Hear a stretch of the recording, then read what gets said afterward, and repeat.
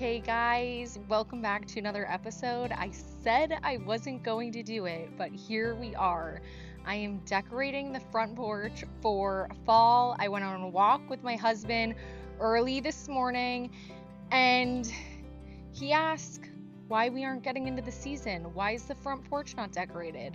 I really wish it was. So I immediately got to work. I picked up some of these two different types. I would have got all of these, which are coleus, but they didn't have enough. So I'm mixing these and these for one pot on each side. And then we have some red and white mums and a variety of pumpkins. So I chose red and white because during Christmas, I really love dark green and like burgundy, and I'm hoping that whatever I pot in these planters will last me through the new year. So I don't want to have orange out here unless it's pumpkins, which I will throw away after Thanksgiving. And then this topiary, it's been going downhill for many months, but the ants made like an ant pile inside the pot, and every time I water it, they made a little trail for the water to just go out the hole, and so the plant is dying. So that will need to get replaced. So without further ado, let's get to fall decorating the porch.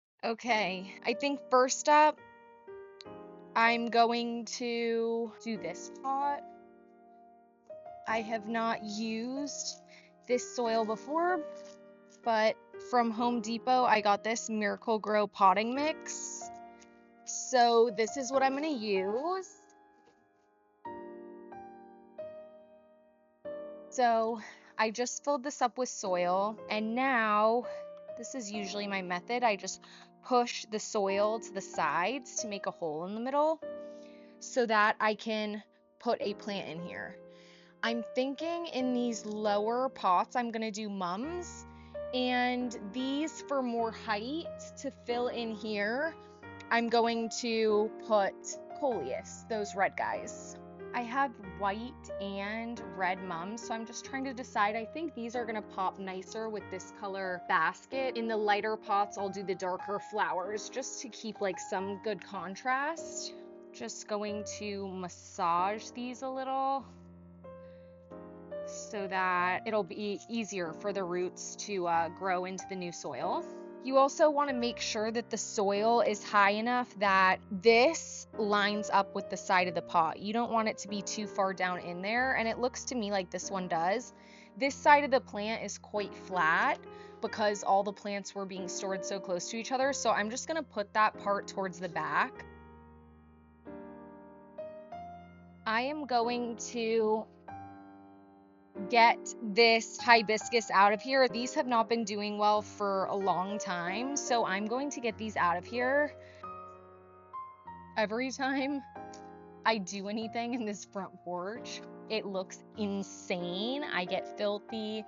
There's stuff everywhere. There's dirt everywhere, and I have to come out here and like really do a good clean after, but honestly worth it. This brings me so much joy to have the front porch looking nice, and I enjoy taking care of the stuff out here. I come out here every morning with my coffee to water everything and check in and give it a little clean up, little prune. So I'm into it. I'm just going to give this soil in here a little water so that I can like shape it by pushing it up against the sides to get these plants in here. It seems like that hibiscus, it didn't have too many roots. It just came out real clean. There's not like a root ball to break up in here, which normally I have to do that when I'm switching the pots out. So that's a pleasant surprise. I'm gonna put these in the front, these redhead coleus, because these are the ones that I like the most. The ones in the back are just sort of filler. These had this in there. So, sorry I don't have the exact names for you guys, but I'm sure you guys will be able to figure it out if you're interested. I've never decorated my porch for fall. This is actually impromptu, but so exciting. I'm excited about this.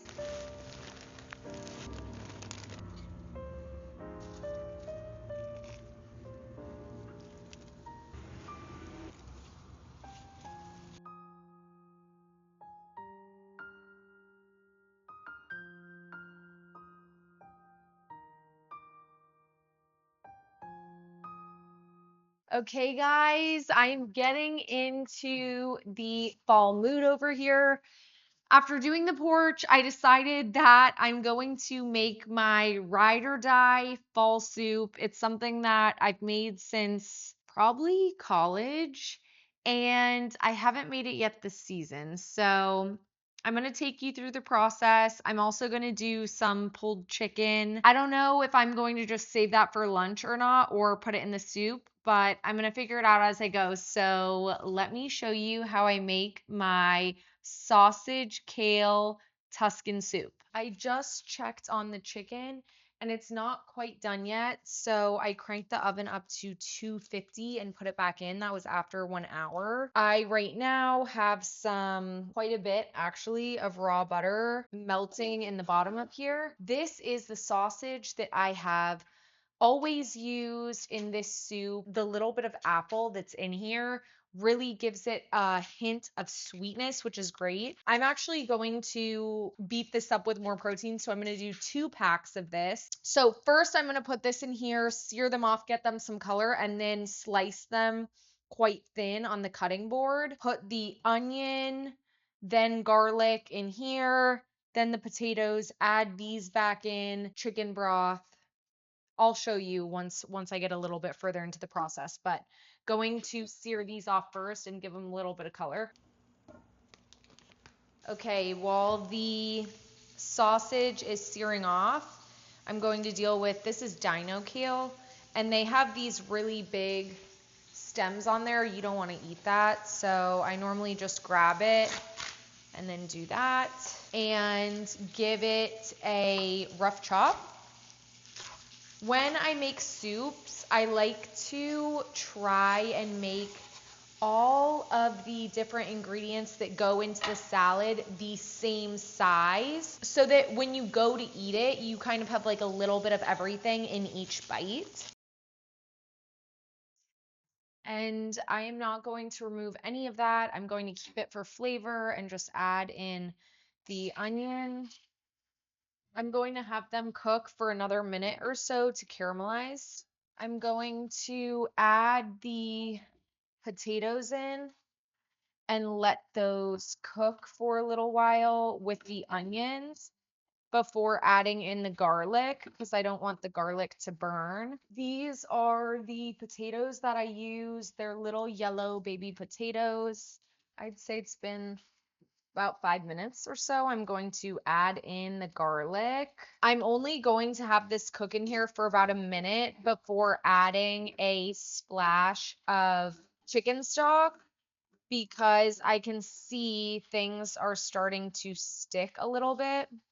No homemade chicken broth this time. This is what I'm using. I know and trust this brand.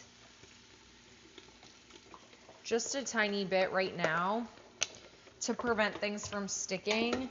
Really, the potatoes at this stage are the only thing that really need cooking, because the sausage has been cooked and the kale just needs to be wilted some, like a spinach.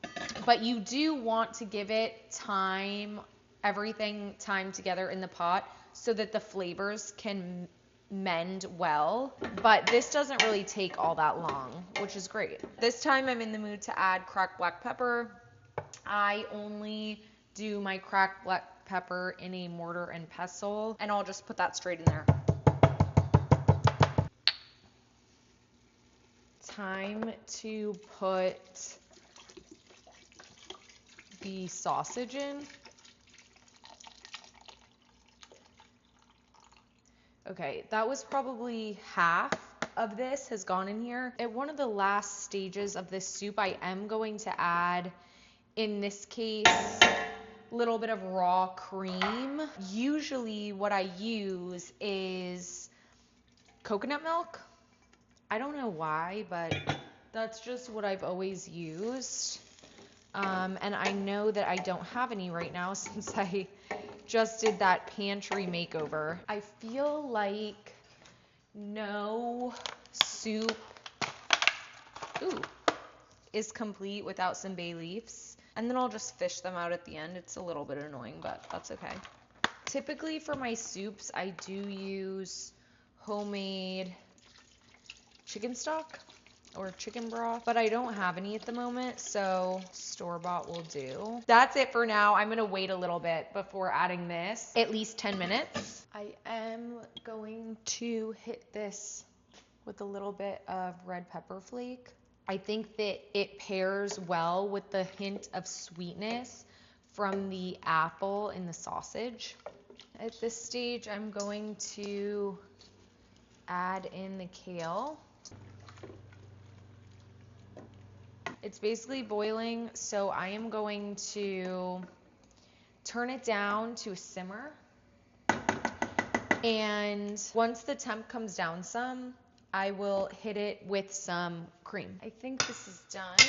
I just took a little gardening break to water all the plants. Looks good to me. Instead of using the raw milk, the raw cream that I just picked up, there's a little bit left in here, so I'm gonna use this creamer that I bought from Whole Foods.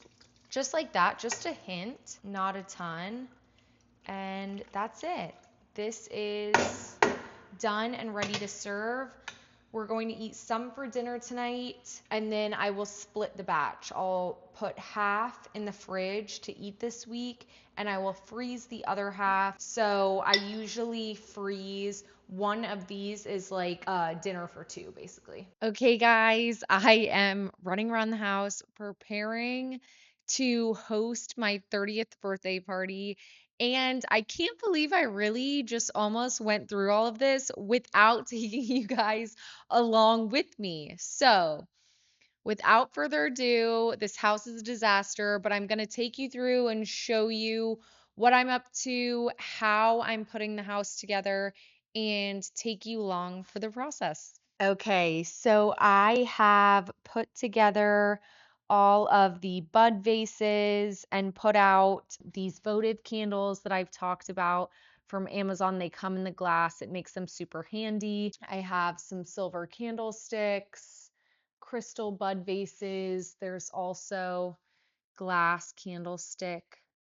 These are actually the julep cups from our master bathroom. I really prefer them to the Amazon like chrome julep cups that aren't real silver plate. Now I need more, so it's definitely something I'm going to be hunting for. And then we have like a vintage marble urn right here. I've had this for years. It actually wasn't watertight, but I had my husband epoxy it like a couple years ago. This, I just picked this up today. You would have seen that in the vintage haul. These I have been collecting for a long time.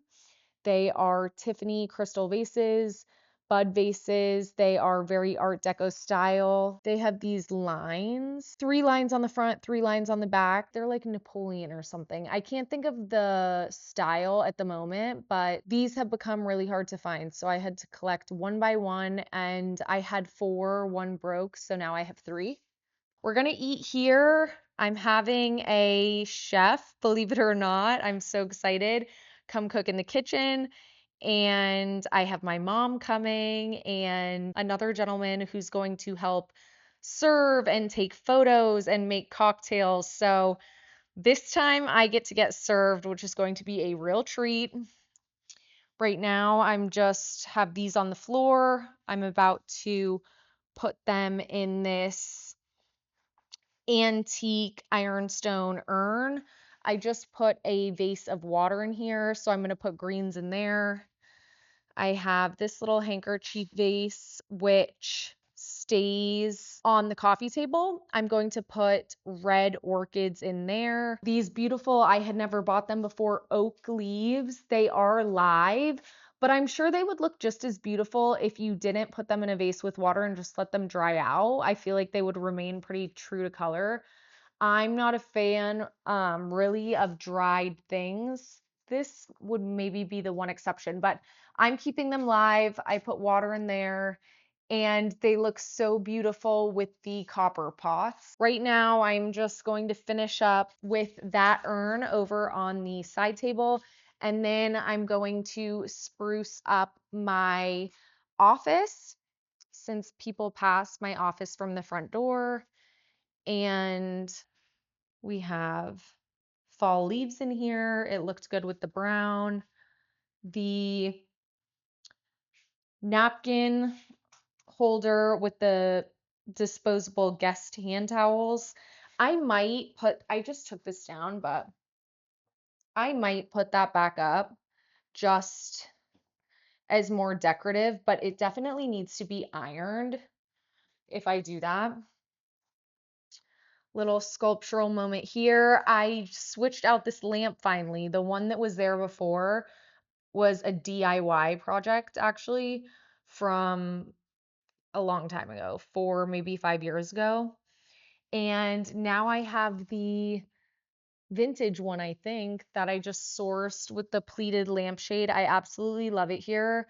I'd like to find another pleated lampshade because we have the other one over here, which I should probably move that. In the office, which I definitely need to tidy up tomorrow, but at least I have 2 days until people come over, so I'm not super pressed for time. Orchids in here, the red, of course. We're going full fall theme.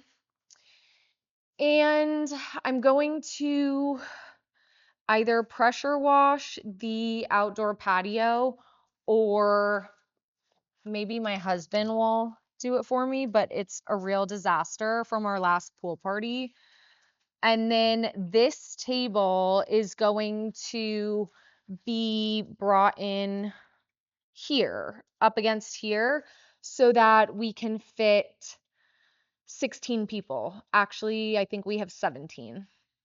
Okay, it is Wednesday night. I finished the floral arrangements and just set them over on the side table.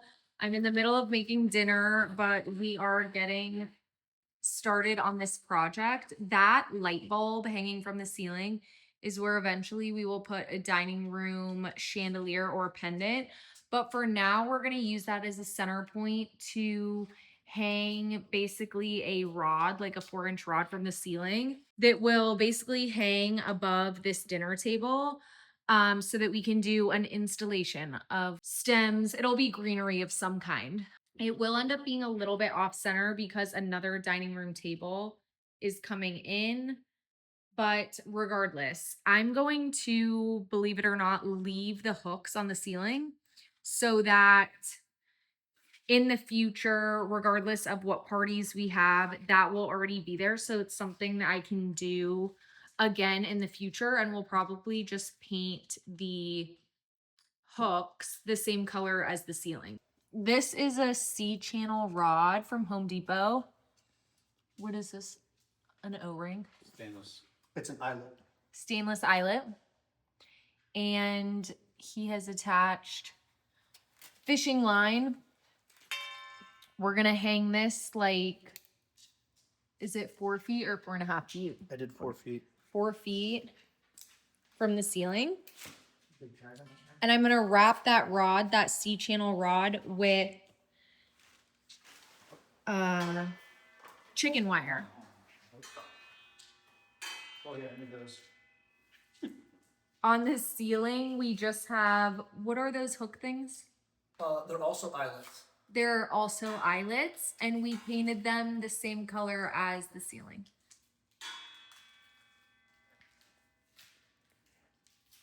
Okay, it's Thursday, the day before the party. I just ran to ABC Liquor to get some like liqueurs to put cocktails together. I went through our liquor cabinet last night and saw that we have gin, bourbon, vodka, tequila, the basics. For old fashions, dirty martinis, margaritas, and espresso martinis. And then we have red and white wine and champagne here. I keep a back stock of that so I didn't have to pick anything up. My go-to drink would be either a glass of red wine or a dirty martini with blue cheese olives. I actually probably will have some red wine because it's my birthday, but I really want to hit a Saturday morning double workout. So probably just one glass with dinner because we're having steak. Glass of red wine just pairs so nicely with that. And then I will show you what I have for non-alcoholic champagne. It tastes just like champagne, and I like to buy it for special occasions. The brand is Oddbird. I buy this on Amazon, and I kid you not, the first time I bought this, when I popped this open, the smell that came off of it smelled like alcohol, that I literally had to reread the label and get back on my Amazon orders to confirm that it was non-alcoholic, which I don't have a problem with alcohol, but I do not like the feeling that I have the next day. Even after one glass, I will feel more tired the next day. And I love to pop out of bed. I'm a morning person. I like to have as much energy as possible, and I'm super in tune with my body. So I am constantly trying to optimize, and that's been part of what's bringing me joy. So I'm sticking to the plan. This is what we have, and now I'm going to get started on this installation to hang from the ceiling. I am so excited about it. Okay, we have a couple different kinds of floral stems. I am just cutting them open and sticking them in a pot of water so that they're easily accessible. It just allows for a bit of a better flow while I get in the creative zone to do this. I used to be a very type A person, and I've sort of rehabilitated myself out of that a little bit, but I still do think about things like processes to streamline things, to be time effective. And this is one of them, like unwrap everything at once, put it in here, then go to clipping and putting things on. I do pretty much everything like that. Here is some, I think these are eucalyptus. So I have a couple different kinds that I am mixing together. These are just left over from yesterday's florals. I'm hoping that I can utilize them somewhere. I really try not to have waste when I do things like this, but those specifically are a little bit tough. They don't look great with many things, in my opinion. Here's the other ones. For this, I tried to buy things with long stems or at least sturdy stems so that I can successfully put them through this fishing line. And this is my first time doing this. So if for whatever reason this does not work out, we have time. I don't have anything on my agenda tomorrow except to get myself ready. I'm going to have a couple of people come over here to help with anything that I might need. Shout out to my mom. So yeah, if this doesn't end up working now, I am going to dinner tonight with my dad and my stepmom and husband. And if we need to, my husband and I can make some adjustments this evening so that I can do this in the morning or whatever. I grabbed these because I put asparagus fern in the flower buds on the table. And since this is hanging above the table, I wanted to keep it cohesive. So we have some of these, which are a little bit softer. So now let's get into it. So we have, can you see the chairs here so that this can hang? And then once it's completed, the husband will get on a ladder and hang it on the ceiling over the table. I'm gonna start with the eucalyptus to give it some shape. This is sort of the bulkiest greenery I have, so I feel like it's a good starting point to sort of fill it out and then place the other stems for dimension. So let's just see.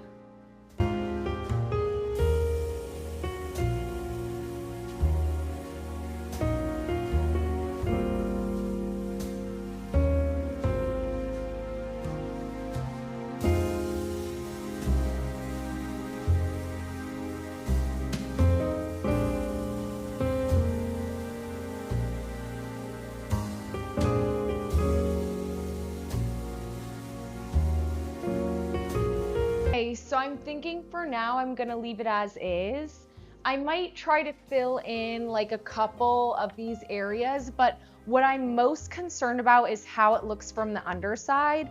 So before it gets too heavy, I'm going to leave it like this, walk away, think about it, let my husband come back and hang this from the ceiling, and then I will see how it looks from the bottom. We still have plenty of greenery and some of that bright yellow flower so that we can fill it in, balance not only the weight, the dimension, but also the tonality. I will show you guys what it's looking like from the other side just so that you can see.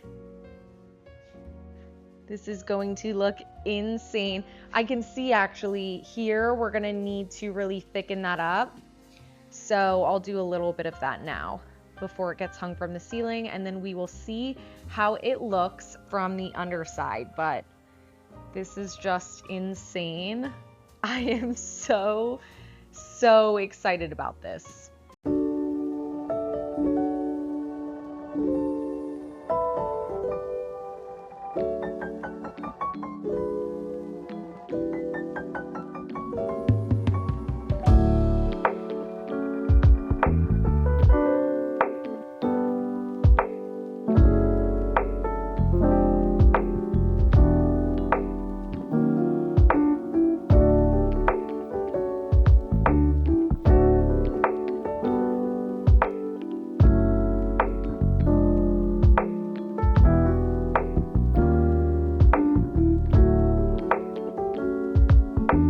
Okay, guys, I will move this camera around here in a minute, but I wanted to give you guys a little bonus clip to show you and sort of walk you through what the place settings were like and how I did the name tags. I was going to do circular menus, but I just ran out of time and I didn't want to sweat it because everyone was being served the same thing anyway. It is a nice detail, and in the future, it's something that I would like to do. I also just think that it's really fun to play around with graphics and different fonts on Canva, which is where I have made my menus in the past. I did my own menus and stuff for my wedding. Graphic design is just something that I've always loved, and I especially love the different fonts. So in the future, that's something that I would do.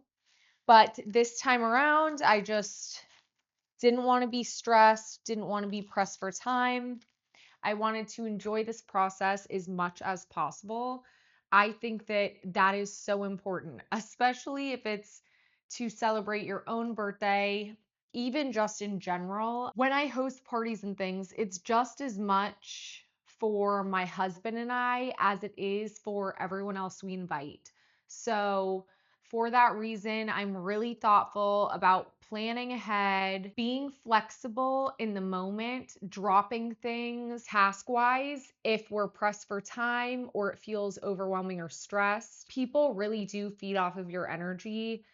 They can read it all over you, they can pretty much smell it when they see you. So, it is really important to get your mind right, be in a heart centered and grounded place. That adds to the ambiance just as much as the decorations and everything else. So, let me switch around the camera now so that you guys can see what I have going on so I can walk you through some of this. This here was our place setting. We had these matte sort of rustic plate. These I've had for 3 years. They haven't held up really well. Like, you get a lot of them have these scratch marks from knives and forks. I have the whole set. So I have the big plates, small plates, these low bowls and small bowls. They haven't held up great, but I do really like them. They're great for like everyday plates. They're reasonably priced, but I'm actually going to upgrade to John Julian porcelain white plates and use these as our outdoor plates. As they get broken and damaged, we will maybe switch to like a full melamine set or something, but I don't want to just get rid of them. So we had that as our, is it forks on the right or left? I forget. I literally, when we were doing this, I had to pull out this place setting book that my mom had that's seriously so old, probably from the 20s or 30s. It's tied together with ribbon. It's not even bound. Anyway, that's what I used to do this on the spot. Then I used these, which are Wedgwood brand Parkland plate. I forget the actual, this specific style. It starts with a B. I'm not going to be able to remember. And it doesn't say it on the back. But Parkland plates. This is the salad plate. This was our wedding china. And I had 12 of these. I still need 4 more, but right now they're sold out online. So when they come back in stock, which hopefully they do, I will get 4 more. So we put that there. Oh, these are super reasonably priced. Martha Stewart brand silverware. We have tons of these. I think we have 24 sets, which is great for hosting, but I am slowly collecting over time real sterling silverware. I just didn't use it for hosting because I barely have any. These are Wusthof steak knives. These are great. They stayed sharp. We have had one set for like 3 years. They're wonderful. We use them every day, and I bought a second set for this party. There's 2 different styles of these Wusthof knife sets. One has this flat end and one is rounded down here. So we have the ones that are flat. You can find them at Williams-Sonoma. I will link all of this stuff down below. And then we have white napkins, linen, 100% linen, and these thrifted sterling silver plated napkin rings like this. So this was our place setting. And then I bought this pack of disposable doilies. I use the medium size round ones. Let me move this out of the way. And this is what I did.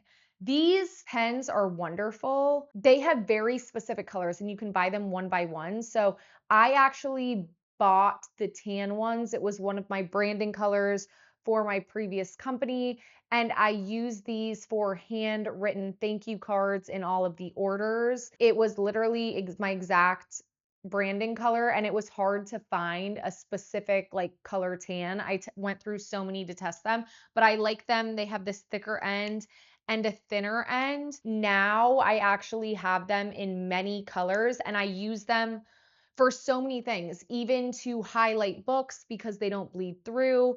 And I don't like the highlighter colors, they're too aggressive on the eye. I use them for thank you cards and Christmas cards, birthday cards, writing, tags on gifts, so many things. So this is how I did the name cards, just simple in this color. I thought it paired well. And then I put them on the plates like this with the name peeking out and did this. So everybody knew where they were sitting. It was subtle, but it was cute. And the doily, as I mentioned, like graphic design. So I made my own birthday invites and they were doilies. So it sort of tied everything in. I just thought this was worth showing you guys. I will link all of this down below, but super easy. I didn't have to print anything. It was names were done within, 3 minutes and we were ready to roll. So that was simple and a nice personalized touch. Okay, guys, if you made it this far in this video, thank you so much for watching. Please like this video and subscribe, and I will see you guys next week for another one. Bye.